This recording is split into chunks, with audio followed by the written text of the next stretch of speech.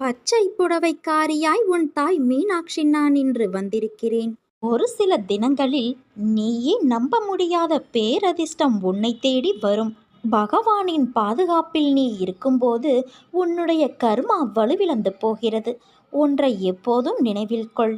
உன்னுடைய காரியங்கள் என் அருளால் சரியான நேரத்தில் கச்சிதமாக நல்லபடியாக நடக்கும். நாம் வாழ்வில் எதிர்பார்த்த காரியங்கள் வேலை, கல்வி, திருமணம் இன்னும் பல உள்ளன.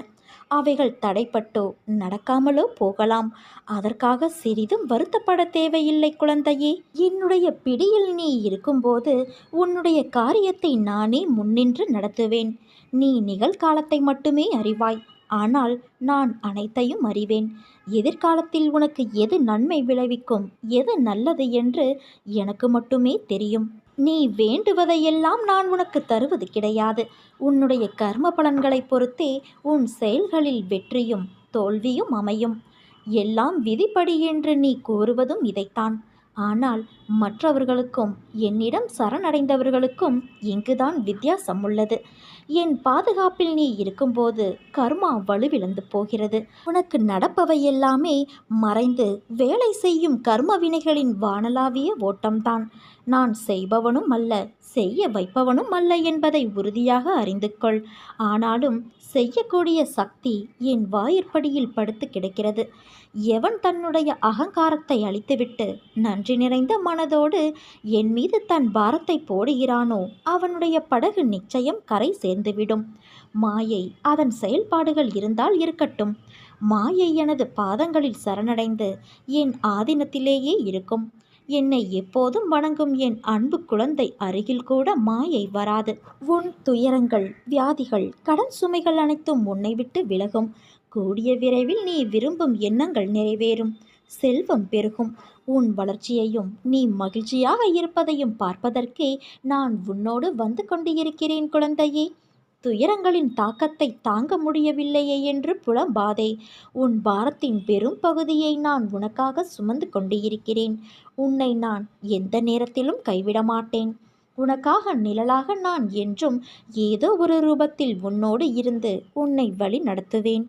மனதையும் வாக்கையும் செயலையும் ஒருமுகப்படுத்தி நேர்மையாகவும் உள்ளபூர்வமாகவும் செயல்படுத்த பழகிக்கொள். அவ்வாறு நீ உன் வாழ்வில் செயல்பட துவங்கினால் உன்னுடைய துக்கங்கள் அனைத்தும் ஒரு முடிவுக்கு வரும். அனைத்து துன்பங்களும் விலகும். உன் வாழ்க்கையில் என்ன நடந்தாலும் அது உன் நன்மைக்காக மட்டுமே நான் நடத்துகிறேன் என்பதை நம்பு. என் குழந்தையாகிய நீ எதற்கும் பயப்பட வேண்டாம். எல்லாம் நீ விரும்பியது போல நல்லதாகவே நடக்கும். இது உன் அம்மாவாக அப்பாவாக இருக்கும் என்னுடைய சத்திய வாக்கு. உனக்கு எல்லா மங்களங்களும் விளையும் என் குழந்தையே. எந்த ஒரு சூழ்நிலையிலும் கவலை கொள்ளாதே. உனக்கு எல்லா சூழ்நிலைகளிலும் நான் துணை நிற்பேன். என் வார்த்தைகளின் மீது நம்பிக்கை வைத்து நீ செயல்படு. என் திருவுருவம் யார் கண்களில் படுகிறதோ அவர்களுக்கு மிகப்பெரிய உதவி சரியான தருணத்தில் கிடைக்கும்.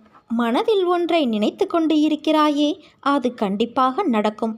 அதற்கு தாமதமானாலும் தட்டி போகாது. வாழ்க்கையில் நீ சந்திக்கும் ஒவ்வொருவரும் உனக்காக அனுப்பப்பட்டவர்கள். வேண்டியவர், வேண்டாதவர், தெரிந்தவர், தெரியாதவர் என்று யாரும் இல்லை. உன் வாழ்வில் அவர்கள் வருவதற்கும் அதனால் விளையும் நன்மை தீமைகளுக்கும் காரணம் உன் பூர்வ ஜென்ம கர்ம வினைகளே. அதனால்தான் நீ எவ்வளவோ சோதனைகளை கடந்து விட்டாய். உன் கண்ணீர், துக்கமெல்லாம் முடிந்து இந்த மகிழ்ச்சியின் படிகளில் தடம் பதிக்க ஆரம்பித்து இருக்கிறாய். நான் உன் கரங்களை பிடித்துள்ளேன். தைரியமாக நம்பிக்கையோடு நட. நிச்சயம் வெற்றி உனது. உன் மனம் படும் வேதனையிலிருந்து விரைவில் தங்க ஜரிகை கொண்ட வாழ்வில் நீ நுழைய இருக்கிறாய். நான் அனைத்தையும் கவனித்து வருகிறேன். என் கண்களிலிருந்து எது தப்ப முடியும்? ஆனால் உன் தவறுகளை நான் கனிவோடு மன்னிக்கின்றேன். ஆரம்ப காலம் முதல் நீ என் மீது உண்மையான அன்பு வைத்து என்னை உன் குழந்தை போல பாவித்ததை நான் மறந்து போகவில்லை.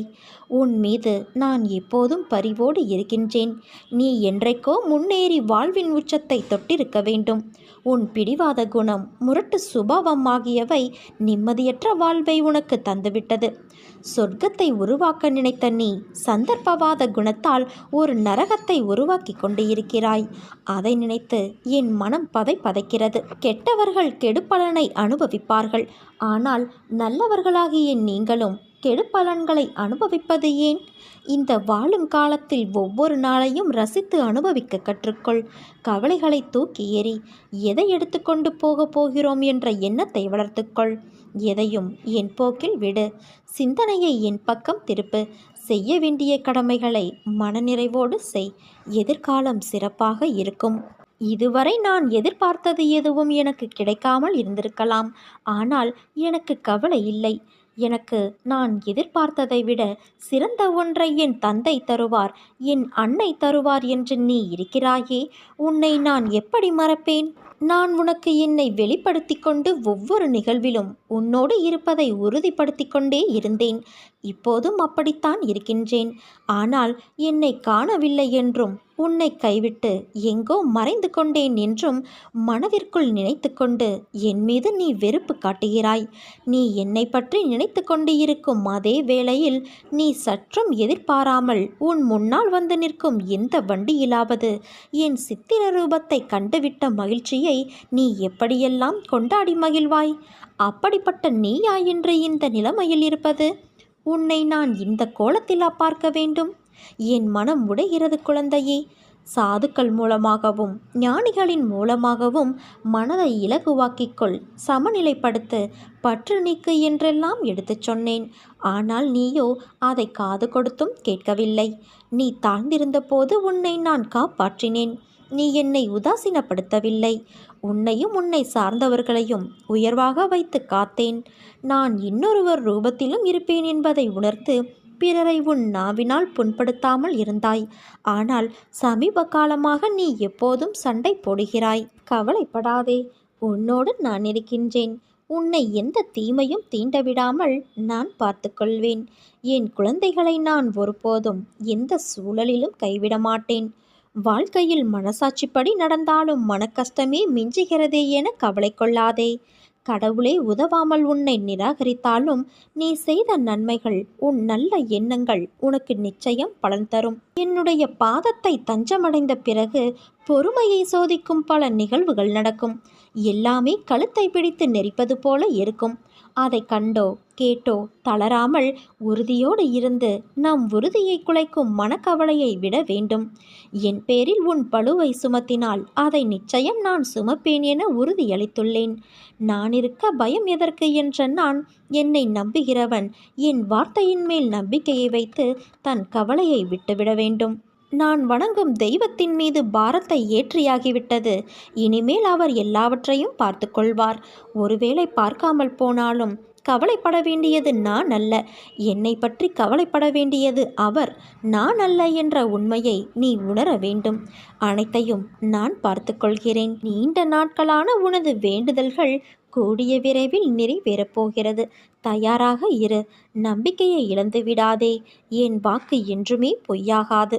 இதோ இந்த விடியல் உனக்காக காத்திருக்கின்றது. உன் எண்ணங்கள், விருப்பங்கள் நிறைவேறி நீ நினைத்தது நடக்கப் போகிறது. இந்த தகவலை உன்னிடம் சொல்வதற்காக நான் இரவு முழுவதும் உறங்காமல் விழித்து கொண்டு காலம் போக்கினேன்.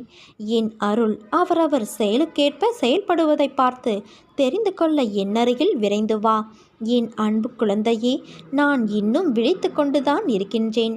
உன் பிரச்சனையை நினைத்து உறங்காமலேயே நீ காலம் கழித்தாய். உன் பிரச்சனைகள் எத்தனை பெரிதாய் இருந்தால் என்ன? என் கைத்தடி அதை நொறுக்கி போடும். உன் கண்ணீர் எவ்வளவு ஆழமாக இருந்தால் என்ன? என் கரங்கள் அதை துடைத்து உன் முகத்தில் மகிழ்ச்சியை முகிழச் செய்யும். அதற்கு தேவை நம்பிக்கையும் பொறுமையும் மட்டுமே. இந்த இரண்டும் இருந்தால் உன்னால் ஜெயிக்க முடியாத காரியம் என்று ஒன்றுமே கிடையாது. உன் மன வருத்தம் எல்லாம் மாறப்போகிறது. சில அற்புத நிகழ்வுகள் அடுத்தடுத்து உன் வாழ்வில் நடக்கப் போகிறது. நான் உன்னை ஒருபோதும் கைவிடுவதில்லை என் குழந்தையே. நீ கேட்டவற்றை உனக்கு கிடைக்க செய்வேன். நன்மையும் தீமையும் மாறி மாறி வருவதுதானே வாழ்க்கை. என்னை வணங்கும் உனக்கு தீமையின் தாக்கத்தை குறைத்து நன்மைகள் அதிகம் நடக்கும்படியாக உன் வாழ்வை இப்போது நான் நடத்தி வருகிறேன். நீ நினைத்து பார்த்திராத பல அற்புதமான மாற்றங்கள் நடக்கப் போகிறது. வாழ்க்கை என்னும் கடலில் நீ வாழ்கின்றாய். உன்னை நோக்கி வரும் அனைத்துமே ஏற்கனவே நிர்ணயிக்கப்பட்டது. அவற்றைத்தான் நாம் விதி என்போம். உன் வாழ்க்கையில் விதி என்பது நல்லதோ கெட்டதோ, உன் வாழ்நாளில் தினம் தினம் அசைகின்ற அசைவில் கூட நிர்ணயிக்கப்பட்டதாய் இருக்கும். அப்படி இருக்கையில் ஒரு பக்கம் விதி, இன்னொரு பக்கம் முந்தைய பிறவியின் கர்மவினை, இவை இரண்டும் தான் இன்று உன் சூழ்நிலைகளுக்கு காரணம். இவற்றில் நீ தப்ப முடியாது. ஆனால் நீ என் பார்வைக்கு திரும்பினால் உன் வசத்தை நான் கைப்பற்றி உனக்கான அனைத்து இக்கட்டுகளிலிருந்தும் உன்னை நான் காப்பேன். என் லீலைகளை தக்க சமயத்தில் நீ உணர்வாய். உன் வாழ்க்கைக்கு இனி ஒவ்வொரு அதிசயத்தையும் கண்களால் பார்த்து மனதால் உணர்ந்து அறிவால் அதை புரிந்து ஏற்று பக்குவப்படுவாய். ஒரு மனிதன் வாழ்க்கையில் ஜெயிக்க 2 பேரிடம் முட்டி மோதி சண்டையிட வேண்டும். அப்படி நடக்கும் சண்டையில் ஜெயிப்பது இரண்டுமே அல்ல. உன்னுள் இருக்கும் நான் என்ற கேள்விகளுக்கு நீ எந்த நேரத்தில் என் அம்மா என்று சொல்கிறாயோ, நீ அப்போது முக்தியின் மீது சவாரி செய்வாய் என்று அர்த்தம். மேலே நான் சொன்ன அந்த 2 பேர் யார் என்றுதானே கேட்கிறாய்? அது உன் மனமும் புத்தியும் தான். இவற்றை ஜெயித்தால் நீ வாழ்க்கையின் அர்த்தத்தை உணர்ந்து விட்டாய் என்பது அர்த்தம். உனக்கான வெற்றி காலம் ஆரம்பித்து விட்டது. உன்னை விட்டு நான் விலகுவதும் இல்லை, விலகி போகும்படி நான் செய்வதும் இல்லை. இறைவனை நோக்கி நாம் ஓரடி எடுத்து வைத்தால் இறைவன் நம்மை நோக்கி 10 அடி எடுத்து வைப்பார். நல்ல காலம் தானாக வரும் என்று நாட்களை வீணாக்காதே. எதை செய்து கொண்டு இருக்கிறாயோ அதன் மீது முழு நம்பிக்கை வைத்தால் எதையும் சாதிக்க முடியும். நாம் எவ்வளவு நன்மைகள் செய்தாலும் சுயநல உலகம் என்ன பெரிதாய் செய்துவிட்டாய் என்று நம்மிடம் கேட்கும். நீங்கள் நினைத்த வேலை நடக்க பிறர் உதவியை எதிர்பார்த்து நேரத்தை வீணடிக்கக்கூடாது. நீங்களே செயலில் இறங்குங்கள். உங்களது வாழ்க்கை எப்போதும் நிறைவாக இருக்கிறது என்று எண்ணிப்பார். இதை உன் மனதில் பதிய செய்துவிடு. வாழ்க்கையில் எப்போதும் நிறைவை பற்றியே சிந்திப்பதால் உண்மையான நிறைவான வாழ்க்கையை பெற்றுவிட முடியும். மகிழ்ச்சியாக வாழ்வதற்கு 1000 உறவுகள் தேவையில்லை. நம்மை உண்மையாக நேசிக்கும் நல்வழியில் இட்டு செல்லக்கூடிய ஒரு உறவு கிடைத்தாலே போதும். நம்மை பற்றி இடையில் யார் எது சொன்னாலும் கட்டாயம் அவன் செய்திருக்க மாட்டான், சொல்லியிருக்க மாட்டான் என்று உறுதியாக நம்புபவர்களே உண்மையான உறவுகள். எதையும் சரியாக தேர்ந்தெடுக்க தவறினால் அனுசரித்து போவதை தவிர வேறு வழி இல்லை. வாழ்க்கையில் நாம் எதிர்நோக்கும் துன்பங்கள் நம்மை புண்படுத்துவதாக நினைக்கக்கூடாது. என் பிள்ளையே, உன் மனம் சில நேரம் உன்னிடம் என்ன செய்து என்ன ஆகப் போகிறது என்று மாயையை காண்பித்து உன்னை சோம்பலில் ஆழ்த்துகிறது. ஆனால் பிறப்பு விதிப்படி கர்மவினையை தீர்க்க நீ செயல்பட வேண்டும். அப்போதுதான் கர்மவினை தீரும். சோகமாக மூளையில் அமர்ந்து விடுவது வினையை தீர்க்காமல் அப்படியே தான் வைத்திருக்கும். அதனால் உனக்கு விதிக்கப்பட்ட கடமைகளை நீ செய்துதான் ஆக வேண்டும். உனக்கு சக்தி தர உன் மீனாட்சி தாய் நான் இருக்கிறேன். வெயிலுக்கு நிழல் போல அவ்வப்போது இன்பம் தந்து வினை தீர்க்கச் செய்வேன். அதன் பிறகு உனக்கு நன்மையே நடக்கும்.